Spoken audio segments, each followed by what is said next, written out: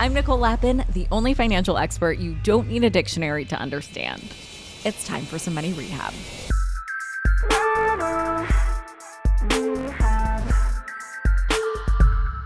On the show, I've talked a lot about the intersection of health and wealth, but I haven't specifically talked about gut health yet. I think gut health is like the girl next door in Taylor Swift's You Belong With Me music video. It's also so similar to how I feel about finance, actually.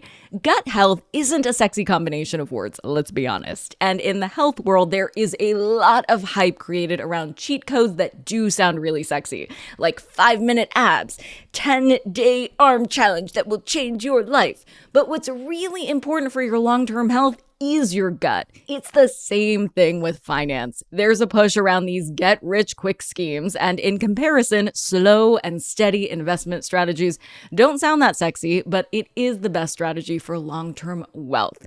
So to make gut health cool, today I'm talking to Tina Anderson, CEO of Just Thrive, a probiotics and wellness company Tina co-founded with her husband, Billy. Tina explains why taking care of your gut is maybe the most important step in taking care of your overall health, which in turn helps your wallet. If you're feeling 100%, you're more likely to perform better at work, have less medical debt, and be energized enough to go to whatever networking event you should probably go to. Tina also talks about what it's like to be business partners with her romantic partner, what red flags she saw in the pharmaceutical industry, and how to pull off a career pivot. Tina Anderson, welcome to Money Rehab. Nicole, thank you so much for having me. I'm so excited to be here. You are here to bring sexy back to gut health. Am I right?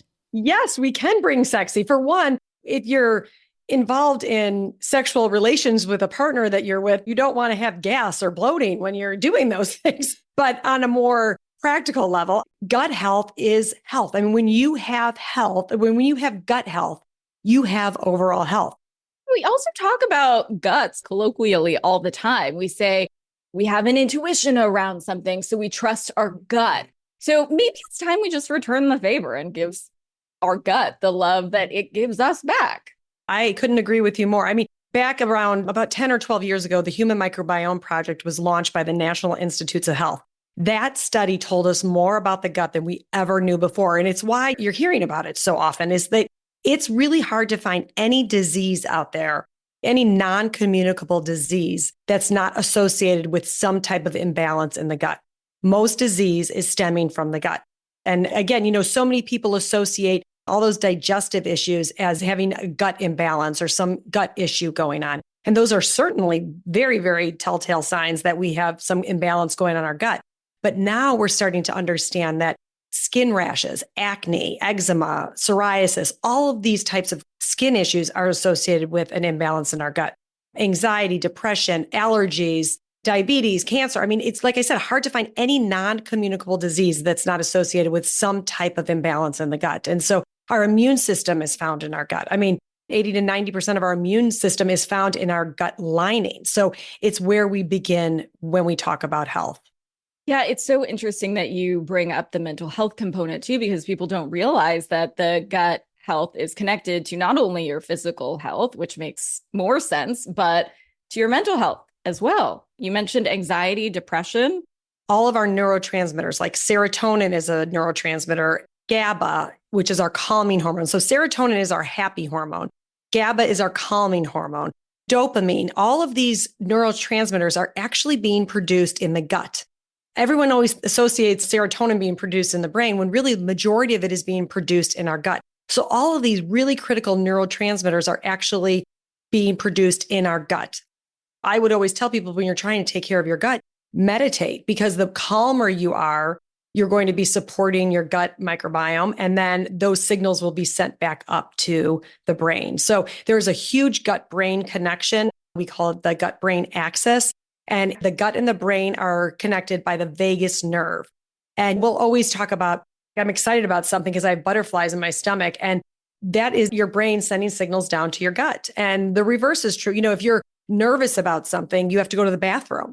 This is not just like some woo-woo theory I have. I mean, this is documented in science and studied over and over again that there is this gut-brain connection and they are talking back and forth to each other. And the better you could support that communication, the better both your brain and your gut will be. What are some of the signs that you're not supporting it correctly? that's what's so scary is that it's kind of like finances. You're not saving, everything's fine. But then all of a sudden, you get to retirement and you have nothing left. I mean, it's the same thing. You're eating processed foods, you're being exposed to antibiotics and glyphosate, all these disruptors to our gut health. And then one day you have an autoimmune issue. And that's usually because it's this slow process of attacks on our gut. And so the most obvious signs are if you have the gas, bloating, diarrhea, constipation, any other type of digestive issues. But if you have allergies or any type of autoimmune issue, that is certainly a sign that you have a leaky gut or some imbalance going on in your gut. Generally, we've said anxiety and depression are stemming from an imbalance in your gut. One of the reasons we got into this business is that there was never a focus on getting to the root cause. And that's what we're passionate about, is getting to the root cause of an issue, not just putting a Band-Aid on a problem. The quick fixes, like you talked about, lose 5 pounds or like take a pharmaceutical or take an over the counter because you're going to feel better. No, this is about the long haul. This is about getting rid of chronic conditions by focusing on our gut health. And if we have gas and bloating, diarrhea, constipation, skin rashes, someone that gets sick all the time, those are all signs you have some gut imbalance going on. And supplements can be such a hit or miss. And I've taken all of them over the years because I've struggled with this forever. I think growing up, even little boys are almost seen as funny or cool if they fart or like poop jokes. And little girls don't do any of that because it's not ladylike. And so I think something around that happened to me when I was growing up. And so I've tried all these supplements and some of them straight up don't work, or worse, they can be harmful. What are some of the red flags that people should look for when you're just shopping and you're reading those ingredient labels? Yeah, there are so many red flags out there. And unfortunately, there are some bad players in the supplement space. And, you want to stay away from anything with artificial flavor. I mean, I've seen probiotics that have sugar in them. I'm like, are you kidding me? Like, sugar is such an offender to our gut health. And yet you're putting in sugar in a probiotic. And the biggest thing is just finding products that have research behind them. And that is one of the biggest passions we had coming into this industry, was raising the bar and elevating the standard in the supplement space. We came from big pharma. We know that like research is a big part of it. And we believed that we wanted to elevate the standard in the supplement space. So we were bringing research-backed products to the market. And that was really important. So I would always say, try to find companies that have research, and not just on one strain or one ingredient in a supplement, but on the whole formulation. How do these ingredients all work together? You don't see that a lot, but at the minimum, stay away from artificial ingredients, stay away from anything that has sugar in it. Get to know the company that you're buying from, understand what they're doing and what kind of research they're putting into the product. And it's hard because I'm a huge supplement consumer and I'm always researching, calling the company, finding out what kind of studies they have, but who has time for that? So it's awesome that you do that. I'm almost scared to ask what red flags you saw in the pharmaceuticals industry before you and your husband started Just Thrive. Was there a big thing where you're like, we have to do our own probiotics? There were a couple big things. I will always say I'm a believer in pharmaceuticals for acute situations and emergency medicine type of situations, and maybe for a short time for a chronic condition. But what we saw is just there was no emphasis on getting to the root cause of an issue. What we were seeing is just symptom relief. Instead of focusing on how can we prevent illness, how can we maintain our good health that we have when we're young. And that was never a factor. It's not a factor to this day in the pharmaceutical industry. And it's sad because they're in a business to treat chronic conditions. And what we saw in the pharmaceutical industry was actually a case where we won a bid at a large hospital system. And my husband, Billy, who was in the business, was working with a pharmaceutical rep. And this pharmaceutical rep came in and said, guess what, Billy, this is awesome. We just won this big bid.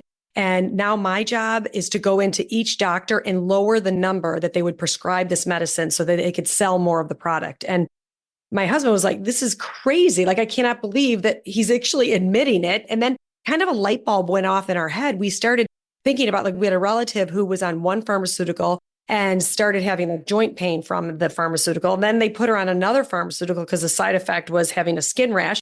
Then they put her on another pharmaceutical and then she had stomach issues. And it was like she was on a half a dozen medications and never getting better. Here you're spending all this money on pharmaceuticals and all this, and you're never getting better. And nobody was thinking about the root cause. And so we're super deep thinkers. We read a lot of Dr. Wayne Dyer, and he would always say, do your life's work. And we weren't doing our life's work. And so we dove into this area that was very unknown to us, but we surrounded ourselves with some of the smartest minds out there. And that's our passion, is getting to the root cause and empowering people to take control of their health. It's so similar to your passion, Nicole, because you're about empowering people to take control of their money and their finances. And that's what my passion is just getting people to take control of their health. The number one most important investment you can make in your life is your health. Amen, sister. And we spend so much of our health working for wealth. And then in the middle of it, we spend our wealth getting our health back because we neglected it for so long. Yes, we see that all the time. My daughters are in their 20s and I'm always preaching them about their health. I mean, they obviously know, but even their friends, because we have got to take care of our health at a young age, especially now. We see chronic conditions with our young kids so much more than when I was a kid. When I was a child, I knew one classmate that had a peanut allergy all the way from kindergarten, all the way through graduating high school. And now, of course, we know, I mean, it's an epidemic out there. Kids have very dysbiotic and unbalanced guts. They are suffering from allergies at an epidemic level. They're suffering from autoimmune issues at an epidemic level. And this is because of the world we're living in and all of these disruptors to our microbiome, our gut. Yeah, because it's not just the stuff you eat, right? It's the environmental stuff. It's all the chemicals. It's everything that we're taking in. There are so many disruptors to our gut. One of the biggest offenders are antibiotics. So antibiotics save lives, and I recognize that. But antibiotics are overprescribed. This has been shown in studies that the CDC has done, that 50% of antibiotics are overprescribed and people are taking them. And every time you take an antibiotic, it is killing off our beneficial bacteria.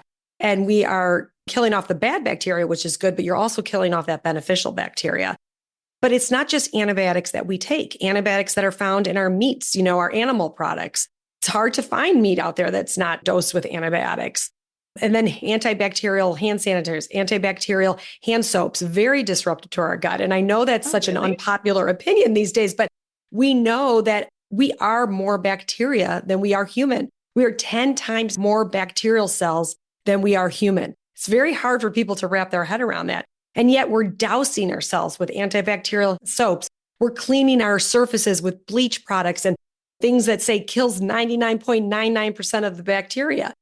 We need the bacteria. Most of our bacteria is actually friendly. It's not harmful. It's that less than 1% of the bacteria that's actually harmful. And then, of course, there's stress. Stress is one of the biggest offenders of our gut health.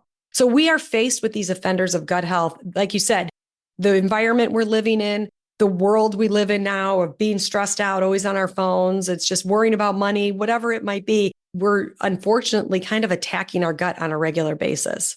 The way I understood antibiotics was it was putting a nuke in your system, getting rid of everything. And I guess that's why you introduce probiotics to put back the positive or pro health. Just to break this down very simply for people, antibiotics, antibiotic, probiotic. Pro is bringing back the positive to what potentially was nuked out.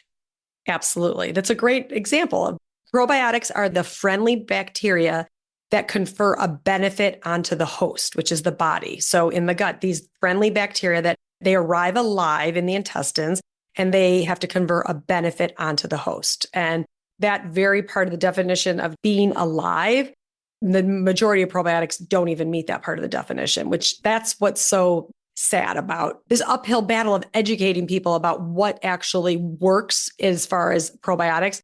It's hard because there's so much misinformation out there. But yes, very fundamentally, a probiotic is a live bacterial organism that confers a benefit onto the host. And do you need all of them? Because sometimes you see it's a billion, trillion, zillion strains. How many strains do we need? So envision this garden that has plants that have been stepped on and trampled on and weeds growing all over that garden. And you kind of compare that to your intestines. Inside your intestines, there's good bacteria that are like those plants. And then there's bad bacteria that are like the weeds in the garden. And so for many years, the idea of taking a probiotic is growing that probiotic in the garden. Most of those probiotics on the market won't even survive. They won't get to that garden alive. They're going to die. But let's just say, for argument purposes, that they did survive. They would plant a plant in that garden, maybe one or two plants in that garden, but they're not getting rid of those weeds. And they're also not helping those good plants come back to life. So it's not really about how many CFUs. That's what you were talking about, the 50 billion, 250 billion. You see crazy amounts of numbers in there. It's not about that. It's about how many of them actually survive the stomach acid to get into that garden. And then what do they do when they're in the garden? With the type of strains that we work with are very different. We are disruptors in the market. What we work with are these spore-based probiotics, and they go into that garden and they attach to the cell wall. So they're attaching to the soil in the garden. They have the ability to get rid of the overgrowth of the weeds in the garden. And then they have the ability to help those plants that have been stepped on and trampled on and come back to life. So they're making our garden so much more lush and beautiful. It's a really different approach and much more effective approach. So I wouldn't be thinking about trying to put more in there. It's more about taking our own bacteria that actually belongs to us, but it's just not flourishing in our gut, and help bringing it back to life. You're so knowledgeable about this. Your background was actually in litigation, right? But you saw this need and you found this why and your passion. Filling this need, though, created a lot of time. You mentioned it a few times, reading studies, going into the research. I mean, that seems like kind of new territory for you. And I think this is a common crossroads entrepreneurial struggle. People see this great opportunity, but that would mean making a huge pivot, probably a pay cut, a really steep learning curve to do anything about it. And it feels like the barrier to entry is simply too high when you actually go through the steps of what it would take to make that leap. So what was it that prepared you to make that huge leap from litigation to probiotics? I would say there's probably several. One was the passion behind it. I mean, I just really wanted to do something that was going to make an impact. And I was also surrounding myself with really, really smart people. This has been my mantra in business, is just surrounding myself with people who are smarter than I am. And that's what I've done. I surrounded ourselves with one of the top microbiologists in the country on gut health, and he was a huge asset for us. I also am a researcher because I'm a lawyer. I'm used to researching things. So even if I was involved in a case that had science involved in it, I would have had to have learned the science behind something. But I really think it's always important that when you're starting a business or whatever career path you're on, just that you're surrounding yourself with people who have done it before and that are smarter than you in that area. There's things that you're probably smarter at than someone else, but I am a believer in surrounding yourself with people who have done it before and are smarter than you are. Totally. And that self-awareness is so key when you're starting business, to really just know what you don't know. And there's so much. And the more you learn, the more you realize you don't know as well. When you were getting started, was there a moment that you knew this was going to take off? We knew that this was game changing. We knew what it was doing for people, but it took a while. I thought, oh my God, we have a product that works, that's so well studied and undergone so much scientific rigor. Like, I knew that this was going to do well, but I was a little naive to know that I really have to market it. So I was so focused on researching the science behind the strains that I wasn't really focusing as much on marketing. So once we kind of understood how to get our name out there, and we were hugely passionate about educating our customers. And so that has been helpful. So we have great customer retention, which is great. But I think it was just seeing some of the success stories from people that were life-changing for them that has really helped us.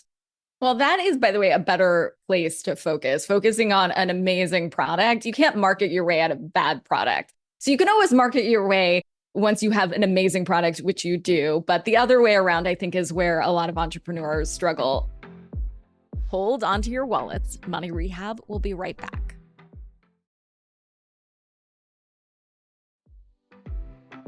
And now for some more Money Rehab.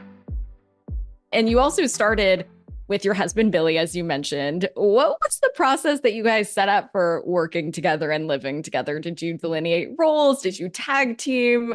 I'm sure there was a lot of trial and error.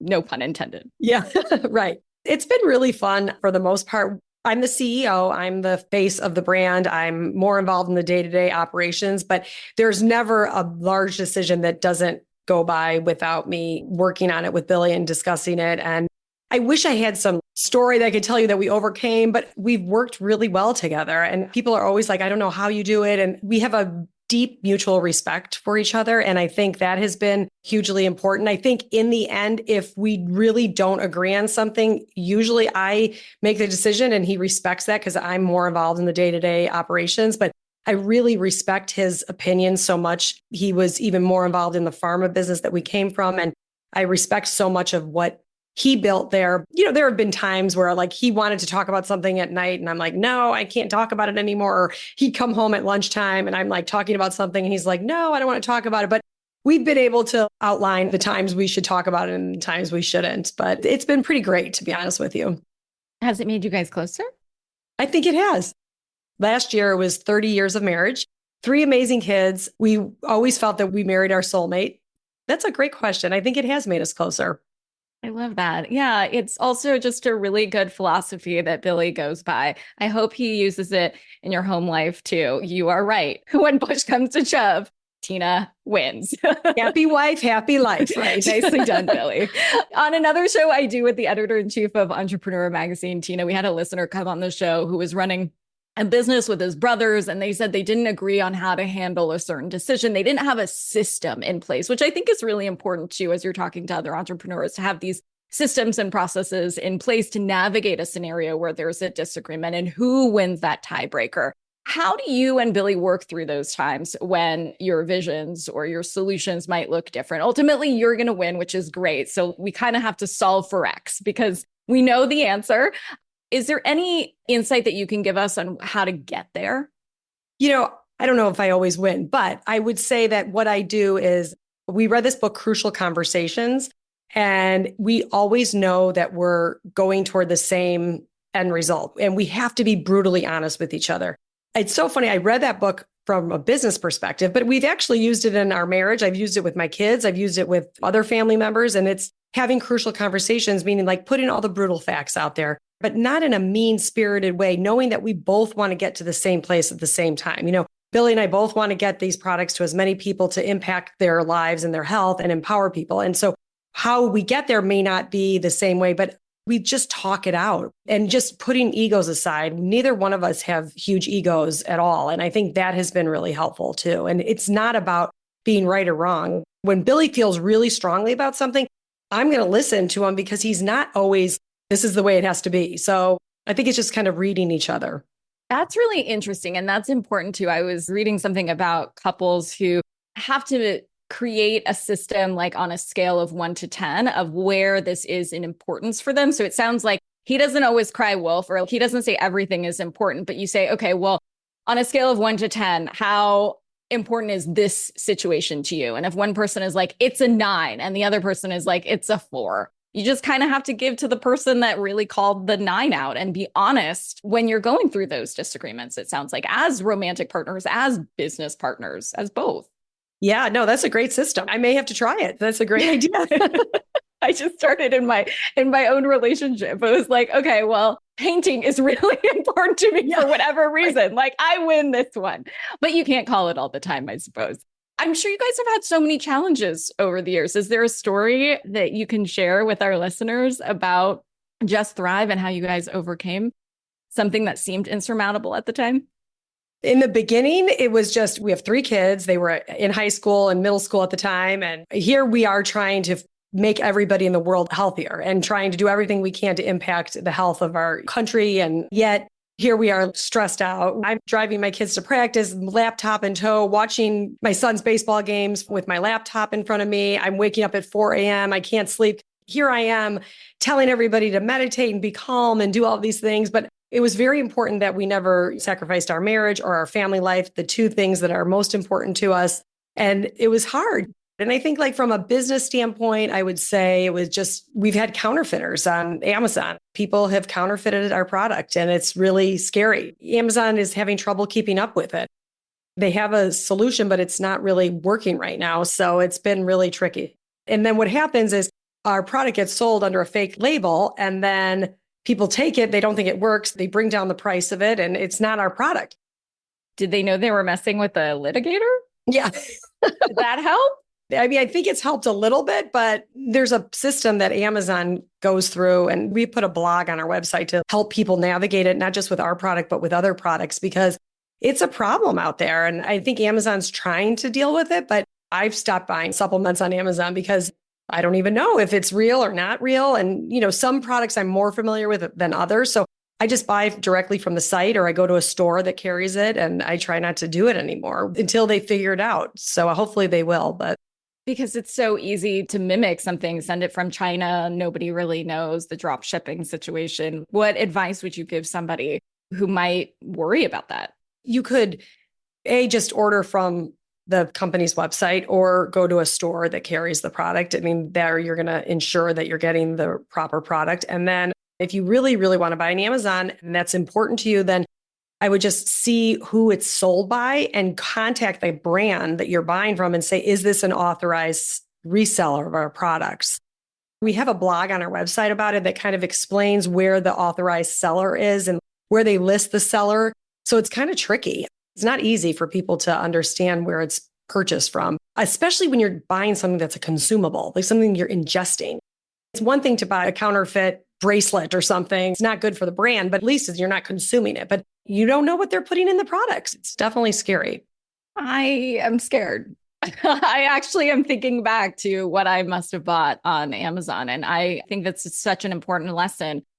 On your website, you have different products at Just Thrive. Can you walk us through the different products, who they're for, what makes them different, what people should know when they're trying to choose? If you go on our website, it's justthrivehealth.com. And we focus on gut health, but our flagship product is our probiotic. And it is where everyone should start. I mean, I feel very passionately about that because this is what we need to start with. When our gut is inflamed at all, which unfortunately the world we're living in, a lot of people's guts are inflamed, you aren't absorbing nutrients. So you could be taking vitamin D, vitamin C, multivitamin, but if your gut is not absorbing those nutrients, it's a waste of money. So it really makes sense to just start with the probiotic. It's called Just Thrive Probiotic and Antioxidant. It is a spore-based probiotic. It is game changing in the probiotic space. We are disruptors in the market, very heavily researched. We also have a prebiotic, and that's something that you could add to it, which creates more diversity in your gut microbiome. So back to that garden analogy, the prebiotic is kind of like the fertilizer. So it's like the food for the garden. Problem with a lot of prebiotics on the market is they're feeding the weeds and the plants. Ours is a precision prebiotic. It's only targeting the beneficial bacteria. So it's only feeding our good bacteria. We also have a new product called Jute Just Calm. And that is a probiotic strain that's called a psychobiotic. And that actually helps us with those external stressors we deal with. But I don't want to overwhelm everyone. We have health coaches and product coaches on our team, and we really invest in educating the consumer. So I think the best place to start would be the probiotic. A lot of times people will start with that and the Just Calm because everybody's stressed out right now. And so it's really calming and it doesn't make people tired. It helps bring down cortisol levels, makes you deal with those stressors that we're dealing with on a daily basis, makes you deal with them that much better. But you could always call and set up an appointment with our health coach or our product coach and learn more about them. What's the truth or myth around refrigeration? That is one of the biggest myths out there in the probiotic space. So people will always say a probiotic is a good probiotic if it's in the refrigerator. Well, to me, that's a sign of a very weak probiotic because if a probiotic needs to be refrigerated, it means it can't even withstand the room temperature on the store shelf. So if it can't withstand the room temperature on the store shelf, how in the world would it ever survive your body temperature, which is 98.6? And the answer is they don't. The overwhelming majority of strains on the market are dying by the time they get to the intestines. And if you remember, we went back to that definition, it has to be a live microorganism that confers a benefit onto the host. And most probiotics don't even meet that first part of the definition of being a live microorganism. So even if they're not killed by the body temperature, they hit the stomach acid, which meant to be the gastric barrier. Most of those probiotics on the market will die trying to get through that stomach acid, where the spores have this endospore shell around themselves and they don't. And that's why. But yeah, that is one of the biggest myths out there, that to be a good probiotic, it needs to be refrigerated. It needs to be alive in our gut, not alive in the refrigerator. It needs to be alive when it gets to our intestines. It's one of the things that I had always believed until I discovered Just Thrive, and that I thought, I can't take my probiotic today because I need to bring a cooler or something. But you have done such an amazing job in making all of this so accessible. So thank you personally. And thank you for all of our listeners. At the end of our episodes, Tina, we ask all of our guests for a tip that listeners can take straight to the bank. Can you give one final tip? You've given so many great ones already that listeners can use to help their gut health for free. A lot of it is avoiding things, avoiding processed foods, avoiding foods that have antibiotics in them. just trying to eat clean, whole, real foods, just staying away from the middle section of the grocery store and eating real foods and just really trying to avoid a lot of the processed foods and sugar and those types of things. Your diet really does matter. So focusing on the good food that you're putting in your body is huge. If you are now convinced that you haven't been giving your gut enough love, Tina has oh so kindly given our listeners 20% off a 90-day bottle of Just Thrive probiotic and Just Calm. And a portion of every purchase goes to Vitamin Angels, a nonprofit organization that saves the lives of millions of children and moms-to-be all around the world by ensuring that they get the vitamins and minerals they need to stay healthy and strong. To get this 20% discount from Tina, go to justthrivehealth.com and use promo code MoneyRehab. Money Rehab is a production of Money News Network. I'm your host, Nicole Lappin. Money Rehab's executive producer is Morgan Lavoie. Our researcher is Emily Holmes. Do you need some money rehab? And let's be honest, we all do. So email us your money questions, moneyrehab@moneynewsnetwork.com, to potentially have your questions answered on the show or even have a one-on-one intervention with me. And follow us on Instagram @moneynews and TikTok @moneynewsnetwork for exclusive video content. And lastly, thank you. No, seriously, thank you. Thank you for listening and for investing in yourself, which is the most important investment you can make.